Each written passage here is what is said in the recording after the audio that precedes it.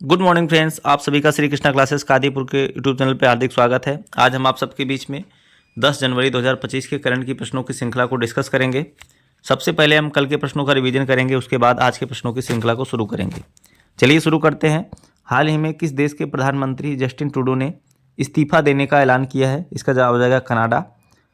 हाल ही में ब्रिक्स का 10वां सदस्य देश कौन सा बना है? इसका जवाब हो जाएगा इंडोनेशिया। किस यहाँ पर 10वां सदस्य देश बन गया है इंडोनेशिया। तो इसको थोड़ा सा करेक्शन कर लीजिएगा, कल वाले वीडियो मैंने आपको 11वां सदस्य देश बता दिया है। तो देखिए यहाँ पर बात ऐसी है कि ब्रिक्स जो था ये ब्राज़ील, रसिया, इंडिया, चाइना और साउथ अफ्रीका, ये 5 देशों से मिलकर के बना था। बाद में इसमें 2024 में अभी 5 नए सदस्य देश बनने का ऐलान किए थे, जिसमें साउथ अफ्रीका, उसके बाद मिस्र, इथियोपिया, यूएई और जो है ईरान, 5 नए सदस्य बनने का ऐलान किए थे, लेकिन जिसमें से साउथ अफ्रीका जो है इसका मेंबर अभी नहीं बना है। तो इस प्रकार से 5 हो गए पहले वाले और 4 हो गए 2024 वाले, और ये 10वां बन गया है इंडोनेशिया। ठीक है, इसको आप करेक्शन कर लीजिएगा। हाल ही में किस राज्य में पल्लास बिल्ली का पहला फोटोग्राफिक प्रमाण मिला? इसका जवाब हो जाएगा हिमाचल प्रदेश। हाल ही में किस राज्य में भारत का पहला जैविक मत्स्य पालन क्लस्टर शुरू किया गया? इसका जवाब हो जाएगा सिक्किम। किस केंद्रीय मंत्री ने भारत पोर्टल का शुभारंभ किया? तो इसका जवाब हो जाएगा अमित शाह। किस इंस्टीट्यूट ने स्वदेशी रूप से विकसित पैरासीटामॉल दवा विकसित किया है? तो CSIR, council for scientific and industrial research. हाल ही में दिल्ली वक्फ बोर्ड के CEO कौन बने हैं? तो यहाँ पर हो जाएगा अजीमुल हक बने हैं दिल्ली वक्फ बोर्ड के CEO। अगला प्रश्न है, हाल ही में भारतीय एथलेटिक महासंघ का अध्यक्ष किसे चुना गया? तो इसका जवाब हो जाएगा बहादुर सिंह सागू को। हाल ही में किस राज्य सरकार ने शहीद माधव सिंह हाथ खर्चा योजना का उद्घाटन किया है? इसका जवाब हो जाएगा उड़ीसा। तो ये रहे हमारे कल के दिन के प्रश्न। आप सभी ने यदि कल का वीडियो नहीं देखा है तो जा करके आप प्लेलिस्ट से देख सकते हैं, इसको डिटेल में पढ़ सकते हैं। और अगर आपको वीडियो मेरा पसंद आता हो तो लाइक शेयर करना ना भूलिएगा, क्योंकि आपका एक लाइक हमारे लिए मोटिवेशन का काम करता है। चलिए शुरू करते हैं आज के प्रश्नों की श्रृंखला को। हाल ही में प्रवासी भारतीय दिवस कब मनाया गया? इसका जवाब हो जाएगा 10 जनवरी को मनाया जाता है प्रत्येक साल प्रवासी भारतीय दिवस। इस बार इसका 18वां संस्करण मनाया गया। तो इस बार 18वां प्रवासी भारतीय सम्मेलन, जिसका आयोजन 8 से 10 जनवरी 2025 के बीच में भुवनेश्वर, उड़ीसा में किया गया। सम्मेलन का मुख्य उद्देश्य प्रवासी समुदाय, विशेषकर युवाओं के साथ गहरा जुड़ाव स्थापित करना और भारत के विकास में उनकी सक्रिय भागीदारी के लिए अवसर तलाशना है। इसकी थीम है विकसित भारत के लिए प्रवासियों का योगदान। मुख्य अतिथि देश इस बार जो हैं 2 देश हैं, त्रिनिदाद और टोबैगो। ठीक है, त्रिनिदाद और टोबैगो इस बार मुख्य अतिथि देश हैं। थीम आपको याद रखनी है और ये मुख्य अतिथि देश याद रखना है। ठीक है, तो प्रवासी भारतीय दिवस जो है मनाया क्यों जाता है? क्योंकि 9 जनवरी 1915 को महात्मा गांधी जी साउथ अफ्रीका से वापस अपने देश आए थे, इसीलिए उनकी याद में यह मनाया जाता है प्रवासी भारतीय दिवस। आइए देखते हैं जनवरी माह के प्रमुख जो है दिवस जो आए हैं। 1 जनवरी को मनाया गया DRDO का 67वां नंबर का स्थापना दिवस। 1 जनवरी को मनाया जाता है वैश्विक परिवार दिवस। 2 जनवरी को विश्व अंतर्मुखी दिवस मनाया जाता है। 3 जनवरी को ज्योतिबा बाई फूले की जयंती मनाई जाती है। 4 जनवरी को विश्व ब्रेल दिवस मनाया जाता है। 5 जनवरी को राष्ट्रीय पक्षी दिवस। 6 जनवरी को विश्व युद्ध अनाथ दिवस मनाया जाता है। 8 जनवरी को मनाया गया पृथ्वी परिभ्रमण दिवस। ठीक है, अगला प्रश्न देखते हैं। बहुत इंपॉर्टेंट प्रश्न है, हाल ही में इसरो के 11वें अध्यक्ष कौन बने? तो इसका जवाब हो जाएगा वी नारायण बन गए हैं इसरो के नए अध्यक्ष, इंडियन स्पेस रिसर्च ऑर्गेनाइजेशन। तो यहाँ पर इसरो के वरिष्ठ वैज्ञानिक वी नारायण को इसरो का 11वां अध्यक्ष और अंतरिक्ष विभाग का सचिव नियुक्त किया गया है। वे एस सोमनाथ का स्थान लेंगे। तो इंडियन स्पेस रिसर्च ऑर्गेनाइजेशन के नए अध्यक्ष बन गए हैं वी नारायण। इसरो की बात किया जाए तो इसकी स्थापना 15 अगस्त 1969 को हुई थी। इसका मुख्यालय बेंगलुरु में है। अध्यक्ष इसके हैं वी नारायण। इसरो के संस्थापक और पहले अध्यक्ष डॉक्टर विक्रम साराभाई थे। डॉक्टर विक्रम साराभाई को जो है अंतरिक्ष कार्यक्रम का जनक भी कहा जाता है और उन्हें पद्म भूषण 1966 में और पद्म विभूषण 1972 में मिला था। अगला प्रश्न देखते हैं। आइए देखते हैं जो प्रमुख जो है यहाँ पर नियुक्तियाँ हुई हैं उनको डिवीजन कर लिया जाए। तो रेलवे बोर्ड के नए अध्यक्ष बन गए हैं सतीश कुमार। राष्ट्रीय सुरक्षा गार्ड एनएसजी के नए महानिदेशक बने हैं वी श्रीनिवासन। अभी सीआरपीएफ के नए महानिदेशक बने हैं बितुल कुमार। बीएसएफ के महानिदेशक हैं दलजीत सिंह चौधरी। नैसकॉम के अध्यक्ष हैं राजेश नाम्बियार। आईसीसी के नए अध्यक्ष बने हैं जयशाह। कैबिनेट सचिव बन गए हैं टीबी सोमनाथन। संघ लोक सेवा आयोग की अध्यक्ष बनी है प्रीति सूदन। अंतर्राष्ट्रीय ओलंपिक समिति एथलीट आयोग के दूसरे उपाध्यक्ष बन गए हैं अभिनव बिंद्रा। इंडियन आर्मी के प्रमुख बने हैं Upendra Dwivedi. State bank of India के नए अध्यक्ष बने हैं CS शेट्टी। 51वें मुख्य न्यायाधीश संजीव खन्ना बन गए हैं। फिक्की के नए अध्यक्ष बन गए हैं हर्षवर्धन अग्रवाल। राष्ट्रीय महिला आयोग की अध्यक्ष बन गई हैं विजया किशोर रहाटकर। भारतीय नौसेना का प्रमुख दिनेश कुमार त्रिपाठी को बनाया गया। नए कैग बन गए हैं संजय मूर्ति। एसएसबी के महानिदेशक अमृत मोहन प्रसाद। नौसेना के प्रमुख बन गए हैं दिनेश कुमार त्रिपाठी। एसोचैम के महासचिव बन गए हैं मनीष सिंघल। एसोचैम के अध्यक्ष बन गए हैं Sanjay Nair. ACC Asian cricket council के अध्यक्ष बन गए हैं सम्मी सिल्वा। BCCI भारतीय cricket council board of cricket council in cricket control in India BCCI के सचिव बन गए हैं देवजीत सिंह सैकिया। और रेलवे पुलिस फोर्स के महानिदेशक बने हैं मनोज यादव। असम राइफल्स के डायरेक्टर जनरल विकास लखेरा। NDRF पीयूष आनंद। ठीक है, बाकी UPSC मैंने बता ही दिया प्रीति सूदन। ये सभी जो है नई नियुक्तियां हैं, इनको आपको ध्यान में रखना है। अगला प्रश्न देखते हैं। हाल ही में किस राज्य सरकार ने सिंधु घाटी सभ्यता की लिपि को पढ़ने के लिए $1 मिलियन पुरस्कार देने की घोषणा की है? इसका जवाब हो जाएगा तमिलनाडु। तो तमिलनाडु की सरकार ने, यहाँ के मुख्यमंत्री MK स्टालिन ने यह घोषणा की है कि जो इंडस वैली सिविलाइजेशन यानी सिंधु घाटी सभ्यता की लिपि को पढ़ेगा उसको मैं $1 मिलियन का पुरस्कार दूंगा। ठीक है, तो यह चैलेंज उन्होंने दिया है। तो बात करते हैं तमिलनाडु की। तमिलनाडु की राजधानी है चेन्नई। यहाँ के मुख्यमंत्री हैं MK स्टालिन। मुख्य राज्यपाल हैं RN रवि।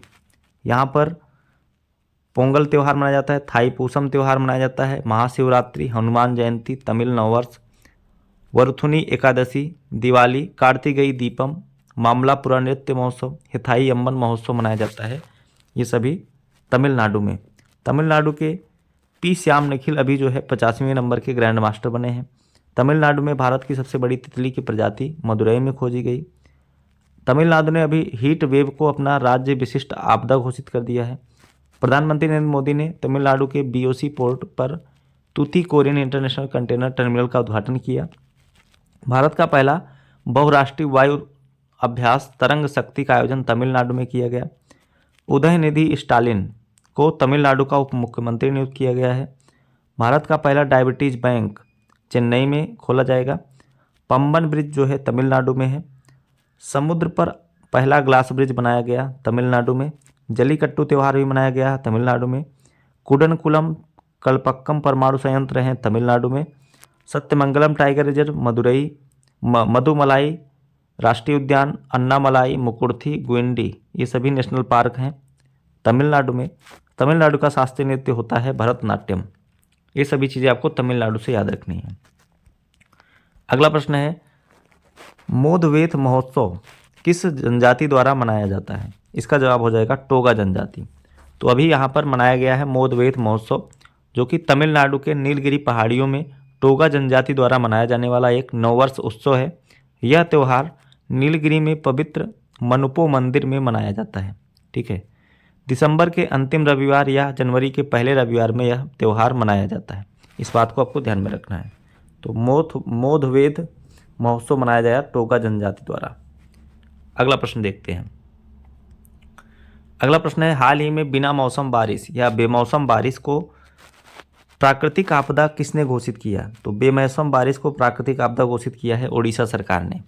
तो उड़ीसा सरकार ने जो है अभी बेमौसम बारिश को प्राकृतिक आपदा घोषित किया है। उड़ीसा के मुख्यमंत्री हैं मोहन चरण मांझी।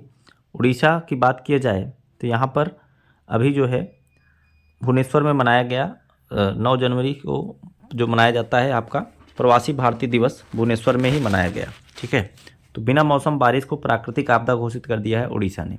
अगला प्रश्न देखते हैं। अगला प्रश्न है, हाल ही में 5 जनवरी 2025 को किस योजना के 10 साल पूरे हो गए? इसका जवाब हो जाएगा पीएम उजाला योजना। पीएम उजाला योजना के अभी 10 साल पूरे हो गए हैं। यह जो है 5 जनवरी 2015 को शुरू हुआ था।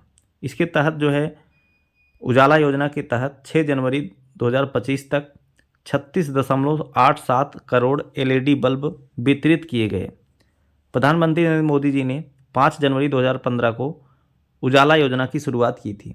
उजाला योजना में उपभोक्ताओं को काफ़ी कम दरों में, जैसे 70 रुपये में एलईडी बल्ब, 220 रुपये में एलईडी ट्यूबलाइट और 1110 रुपये में प्रति जो है ऊर्जा कुशल पंखा उपकरण प्राप्त होते हैं। ठीक है, तो इसका मुख्य उद्देश्य था कि एनर्जी को सेव किया जाए, एनर्जी को बचाया जाए।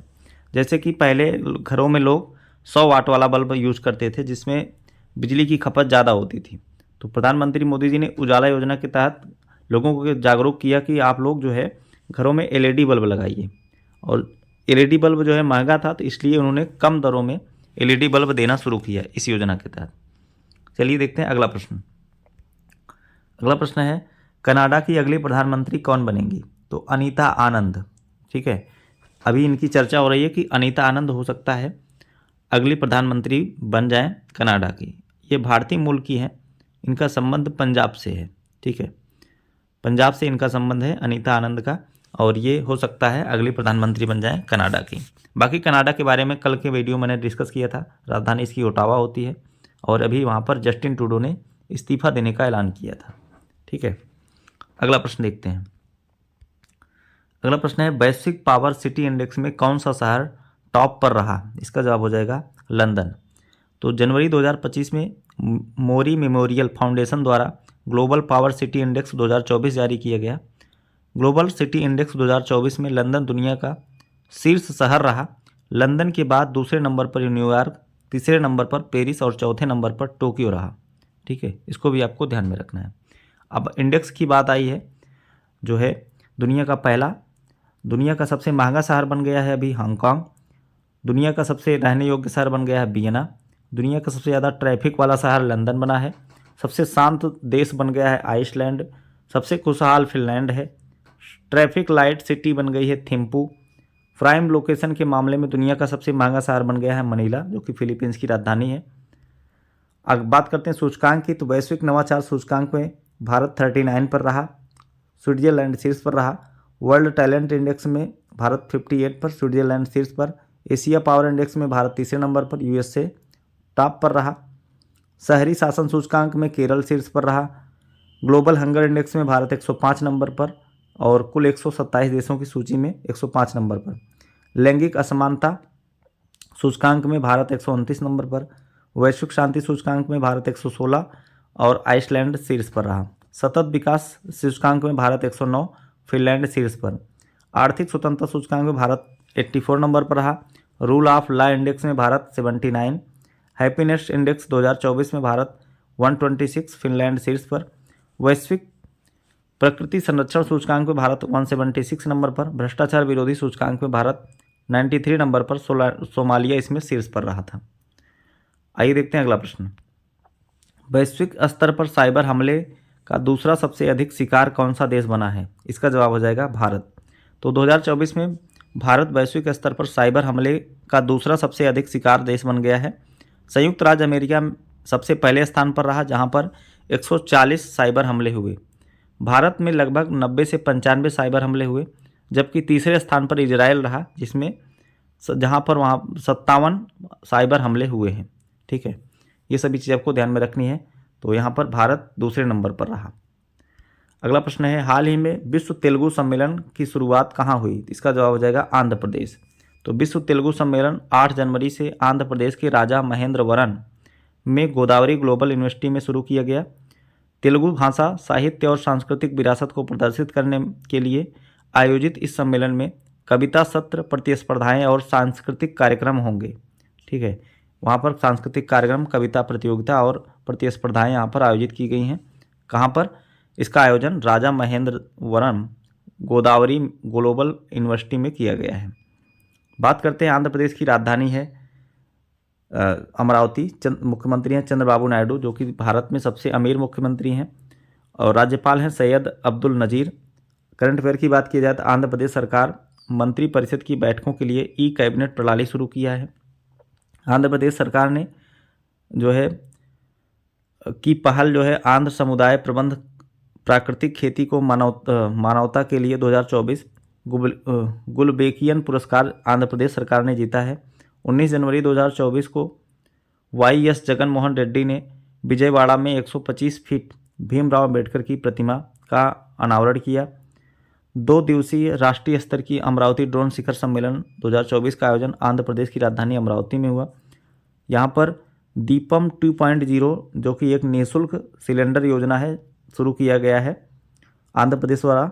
आंध्र प्रदेश सरकार ने न्यायिक अधिकारियों की सेवानिवृत्ति की आयु 60 वर्ष से बढ़ाकर 61 वर्ष कर दी है।